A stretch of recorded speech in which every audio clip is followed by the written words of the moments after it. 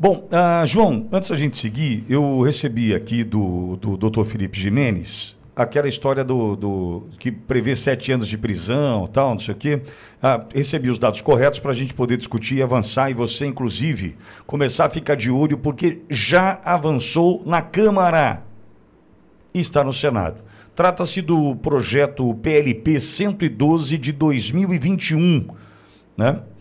Esse projeto de lei complementar, o PLP 112 de 2021, numa revisão elaborada agora em 11 de julho de 2024 pelo Dr. Felipe Gimenez, ele preparou aqui um texto justificando, dando a sua sugestão, enfim, e é bastante interessante. Olavo, se você quiser me ajudar, eu vou para a leitura do mesmo, porque é assustador o que vem por aí, hein?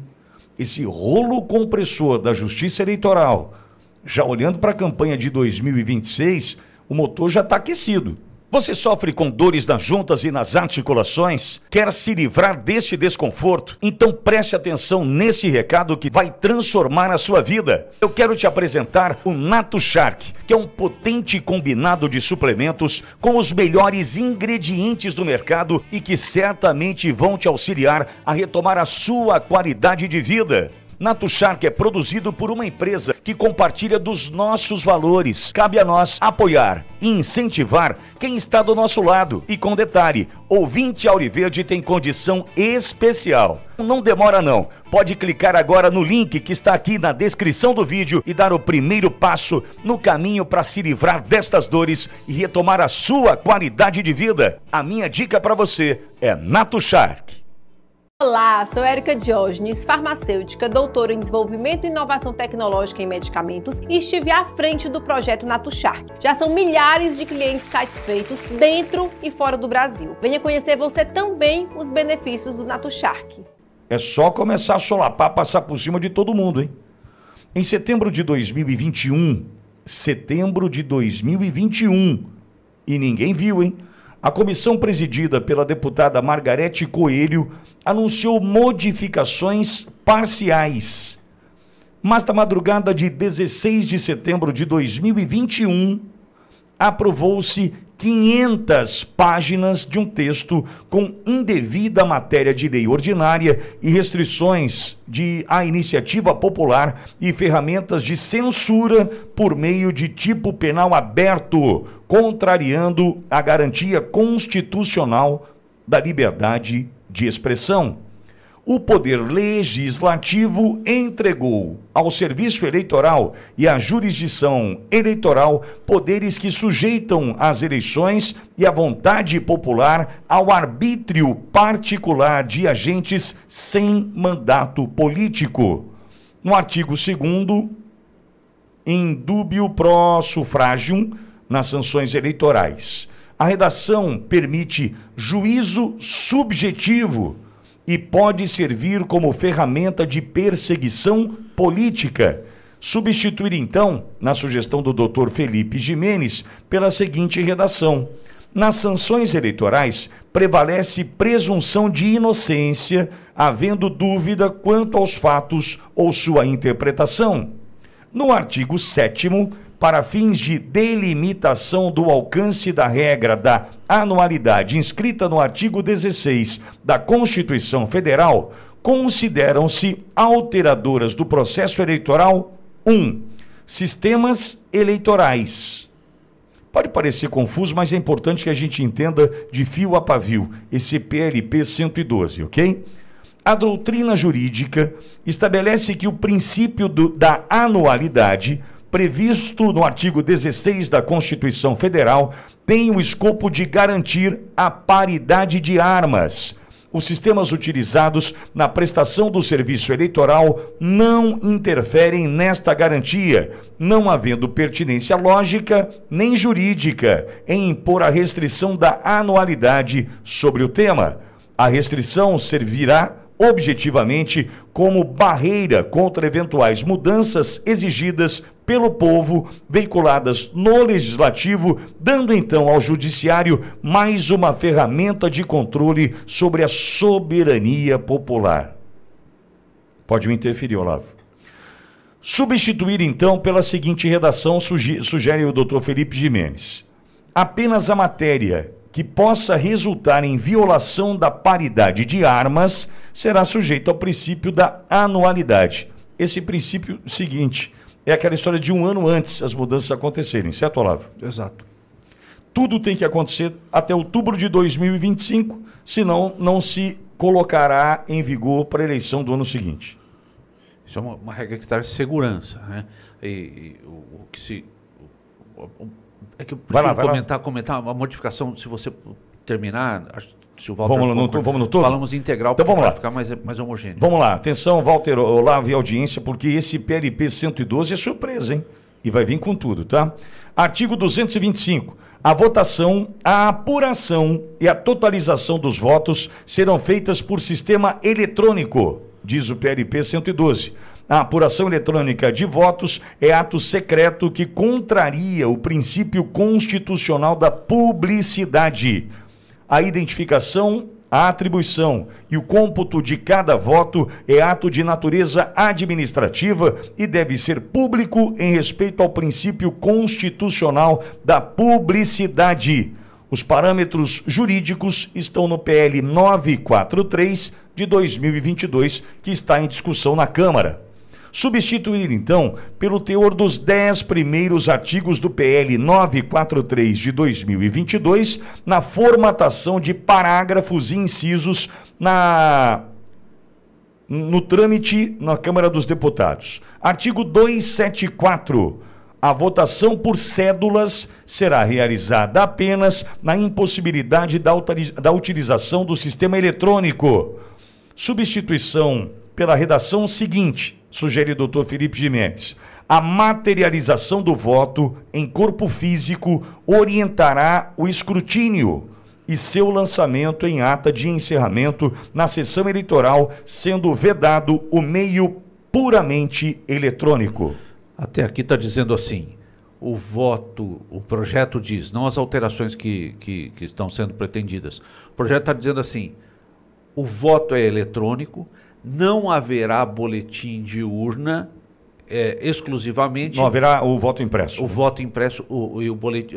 Eu me refiro ao boletim de urna, por quê? Porque na Venezuela foi o que salvou para demonstrar. Né? A ata que diz, olha, aqui nessa sessão foram tantos votos para fulano, tantos votos para fulano, tantos votos para ciclano. Cicrano, perdão. Esse boletim... Essa ata aqui... Ele trouxe a possibilidade de conferência com o resultado central. Porque na questão da emissão do BU, que é aqui o boletim de urna, ou da ata na Venezuela, pode ser isso aqui, né, ter um confronto, né, com o voto impresso. Deixa eu ver se realmente teve esses X votos por Maduro. Eu vou lá no voto impresso e faço a contagem. Verifica a contagem, exato. Esse é o escrutínio. Mecanismo de segurança, o que é constitucionalmente garantido hoje. Perdão. Não, pois não. Não, era isso. No artigo, Walter, eu já vou passar, a gente conversa sobre o todo, porque é meio chato, é meio juridiquês, mas nós estamos entrando no processo que, se aprovado no Senado esse PLP 112, já era, hein? Posso só mais um? Claro. O que você vai começar a falar agora é o fim do mundo. Significa, o que você vai ler agora, só para o ouvinte ficar atento, já previamente sabendo do que vai se tratar. A Justiça Eleitoral se fiscaliza, autofiscaliza. Artigo 344. Os procedimentos de auditoria serão coordenados por servidores da Justiça Eleitoral. A auditoria consiste, tecnicamente, na fiscalização da conduta de terceiro e sendo objeto de fiscalização, no caso, a conduta dos agentes do serviço eleitoral, visto que instrumentos não são sujeitos de direito nem obrigação, evidente que não pode o próprio auditado coordenar a auditoria, que sofre em sua própria conduta. Então, a sugestão do Dr. Felipe Jimenez é a substituição desse texto com a seguinte redação.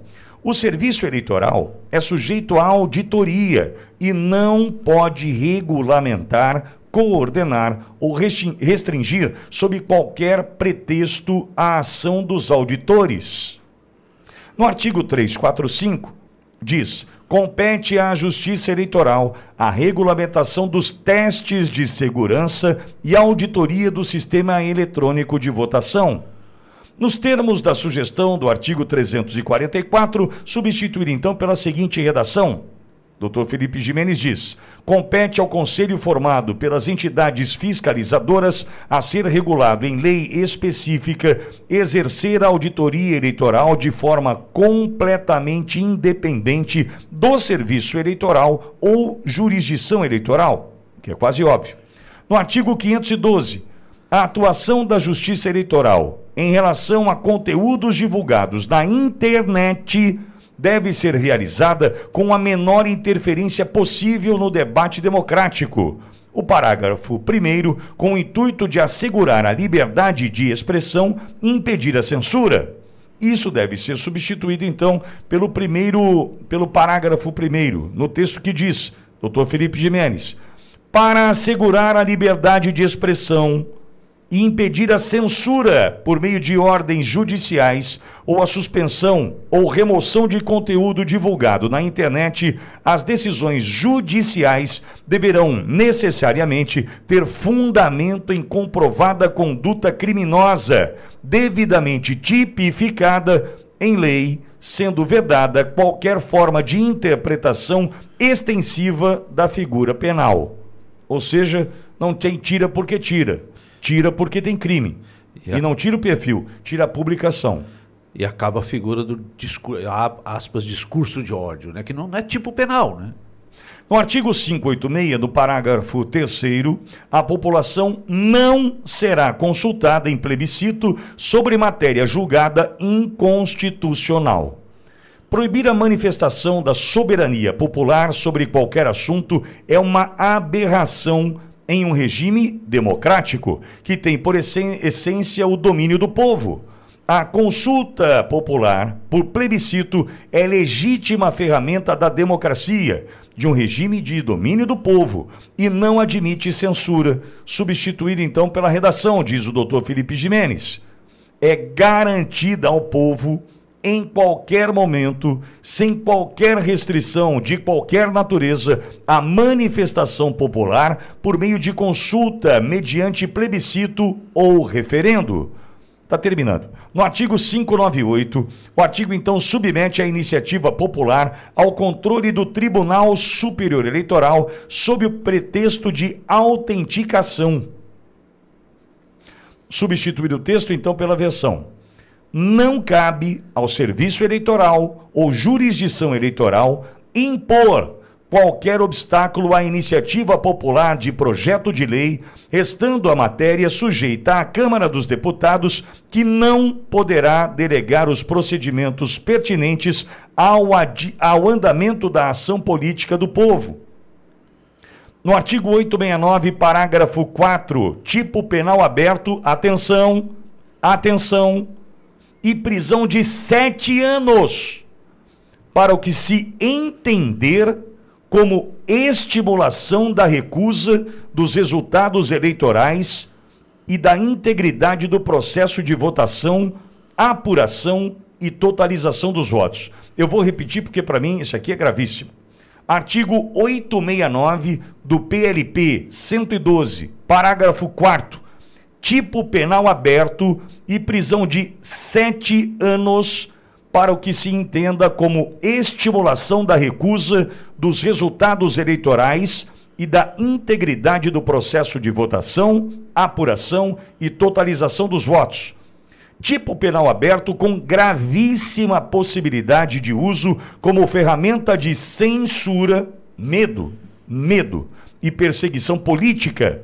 Então, o doutor Felipe Gimenez sugere alteração para a seguinte redação: não constitui crime a manifestação crítica ao serviço eleitoral ou à jurisdição eleitoral consistente na reivindicação de garantias constitucionais e de respeito aos princípios constitucionais. Olha para onde estão levando o Brasil. O PLP tem o número 112 de 2021, aprovado em setembro de 2021, numa comissão presidida pela deputada Margarete Coelho. Passou na madrugada e ninguém viu, Olavo.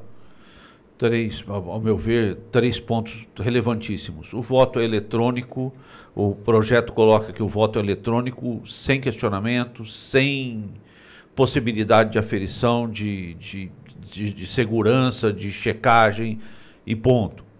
Segundo ponto relevante, os funcionários da Justiça Eleitoral são pessoas dignas, honestas, na sua grande maioria, claro, sem dúvida, mas é inaceitável o auditado conduzir a auditoria. Não tem sentido uma auditoria.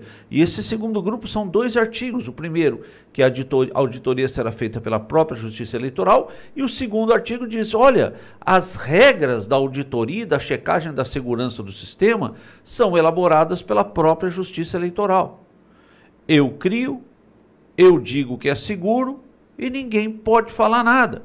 Parece até pesquisa, né? Parece as pesquisas de intenção de voto que nós vemos. A pesquisa é feita, enfim, você vai falar o que da pesquisa? Mas aqui proíbe, né? E o terceiro ponto é a criminalização da crítica ao resultado eleitoral, ao sistema, ao formato, ao processo. Inadmissível, tudo é passível de crítica. Tudo, absolutamente tudo é passível de crítica. Esse silenciar, como nós falamos no primeiro comentário, esse estabelecimento de um tipo penal, o que se entender por... Peraí, mas o que se entender é aberto demais. Tipo penal é específico. 7 anos de prisão lá. Pega o artigo 121 do Código Penal. Matar alguém. Procedimento, um ato específico. Aqui, o que se entender por abre um leque gigantesco e uma espada que cairá sobre a nossa garganta. Ô, Walter, eu vou ler novamente porque é assustador, hein? Artigo 869, parágrafo 4, tipo penal aberto. Prisão de 7 anos para o que se entender como estimulação da recusa dos resultados eleitorais e da integridade do processo de votação, apuração e totalização de votos. Ou seja, se aprovado esse PLP 112, Walter, nós não vamos poder fazer o que estamos fazendo aqui agora. Ou seja, censura. Desde o primeiro dia que eu cheguei aqui para compor essa bancada com vocês, eu tenho falado isso, Pitório. E desde o primeiro dia eu tenho falado dos tipos penais abertos. Quando vocês pensarem em tipos penais abertos, por favor, se lembrem do Walter e o que o Walter está falando há muito tempo. Um dia estava a nossa deputada de Santa Catarina aqui, deputada Júlia Zanata, e eu adverti ainda do problema daquela outra legislação que está lá de violência de ódio, né, de discurso de ódio, ou de ódio de gênero, foi isso, que está tramitando também. Essas legislações do racismo, por exemplo, criticar cota na universidade para gays. Se cair na mão de um militante progressista, de esquerda, de extrema esquerda, mesmo que ele não seja declaradamente, que não diga, ele vai dizer que isso é crime de homofobia. Porque o crime, como diria um jurista garantista, enquanto o garantismo existia aqui para nós, o Ferrajoli, não está no ato que é praticado, e sim na cabeça do julgador. Então ele enxerga crime naquilo.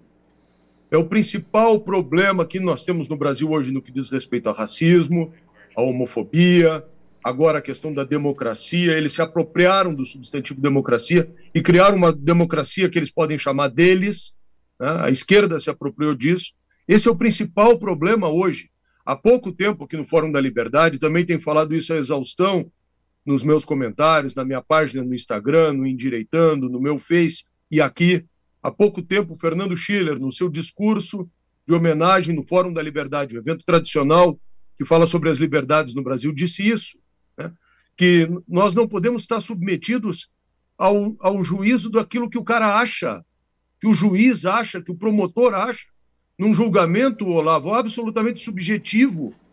Quer dizer, isso sim é que é ditadura, e é o que nós estamos vivendo na ditadura. As leis são à vontade de quem pode ditá-las. E o poder é exercido sob o beneplácito ou o aplauso dos que apoiam. Diga-se aí as torcidas da esquerda ou do regime, diga-se aí o governo do PT, ou dos que se beneficiam deles. Veja-se aí a imprensa que está ganhando milhões.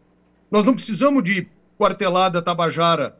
O truque mais refinado que a gente está assistindo hoje é alimentar os fantasmas, né, convenientes para 2026, utilizar a imprensa, essa comprada, como megafone, e afiar a tesoura, os tipos penais abertos, para cortar a voz de quem, entre aspas, ameaça a democracia.